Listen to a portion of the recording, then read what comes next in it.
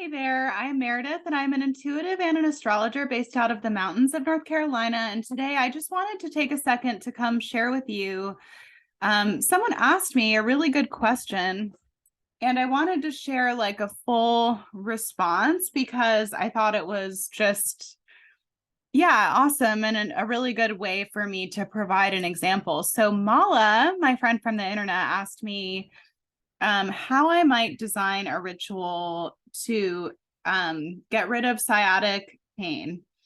So there's a couple of things that I would do, and I kind of like I have some notes over here, which is why I'm going to be looking in that direction. But I built it out exactly what I would do, like line by line by line, and I wanted to share with you guys how an extremely Virgo person might like to build a ritual, the steps that I might take to gather materials and to, and yeah, just to use like the various, like planetary days, for example, to make it more potent. So the first thing that I want to talk about is the herbs and the colors of the candles. So you can either use like a big candle like this, that's like a 7-day candle, or you can use like smaller, like spell candles for each day.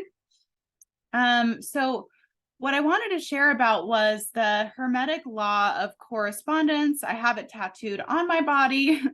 It's as above, so below, as within, so without. So what that means in this context is that the herbs that you decide to use to add like an offering to your altar or to dress your candle, the herbs that you decide to use are important. And so if you're trying to correct something, it could be good to look up like, if you're trying to metaphysically correct something, I'll say, like, using energy work or witchcraft or something like that, it might be useful to look up which herbs actually help that physically. So what I did was I looked up like, okay, which herb helps sciatic pain the most? And the ones that I came up with over and over again in my research were chamomile, wintergreen, and St. John's wort. And then generally there are some herbs that are really good for vitality and for health and well-being, which are hyssop, black pepper. Well, it's not really an herb, but it's like a spice. Cinnamon, salt, these types of things are very good for healing and addressing any type of pain and creating more vitality in the body. So, as well, I might choose, in addition to herbs, in addition to my candle, which I would choose probably like a red, black, or white candle for myself to heal my own body. Then we would look at like crystals, right? Because I like to have candle. I like to dress it with oil and herbs. I also like to use crystals, and then I like to use a symbol so that it's all kind of like a working a working list of ingredients that come together to make up the spell, right? So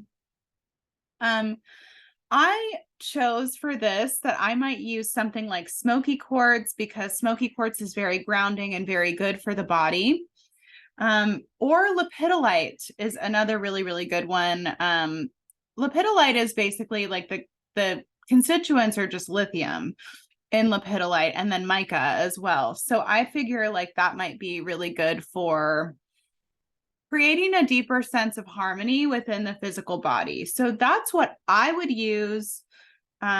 Whether or not like I might have to make special arrangements, like to go get something. I think the only thing I don't have on this list would be like St. John's wort and lepidolite. I used to have some, but I don't think I have some anymore. And then I would create some type of symbol. So it could be very simple. I could use like a rune, or I could use something, for example, that enables me to focus on the symbol and then to call it back up when I am thinking about my spell, which then reinforces it more. So that would be my recommendation, is to create a symbol, to have a crystal, to choose your candles and your oils and your herbs that you're going to dress your candle with, whether you use something like this or something like a charm candle, like a little spell candle. It's really up to you. And honestly, as long as it has personal significance, it really doesn't matter, right? So choosing the right days is good because it adds texture, it adds depth, and it adds potency to your spell work. So, I might say that, like, all right, so I wrote this out. This is what I would start with on Saturday. So because Saturday has to do with Saturn, and Saturn is all about materialization, I might use Saturday, in addition to lighting the candle and doing the visualization that I'll share with you guys that I came up with for this. I might actually choose some type of healing plan where, like, every 30, like for 30 days, I'm going to do these stretches at this time. Saturday would be a good day to sort of like assume something like that, or to come up with a plan like that. And then what I might do is light the candle. And because Saturn corresponds to structure, that's why I would choose Saturday to start the spell and to come up with some type of healing plan. And then,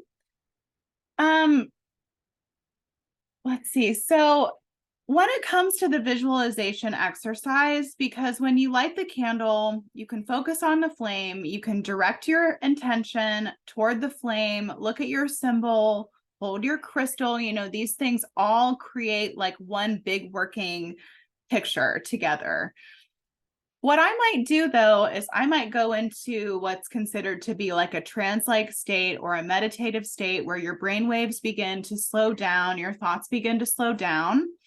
And I might imagine this pain in my sciatic nerve as a bit of as a color, right? So I might imagine on the side of my leg that there's a color, and that's the color that corresponds to this pain, right? And then I would take, like, this is just how my brain works, is I would take a magic eraser and I would just erase it, like beginning to erase the color, but would work slowly probably in my visuals, and would try to like sustain that focus on like erasing the pain that I feel for as long as I can. I typically don't sit the whole time that the candle is burning. Maybe I used to when I first started out, but now I can do a spell in like 15, 20 minutes. And then the candle just burns down with my intention inside of it. So then you can replace that color that you've then erased with a color that describes how you might like for that to feel. And you can imagine how that might feel, and then replace the side of your leg where the pain or whatever the affected area is with that color, which for me, more often than not, is something like gold. Imagine that, right? With the gold pill.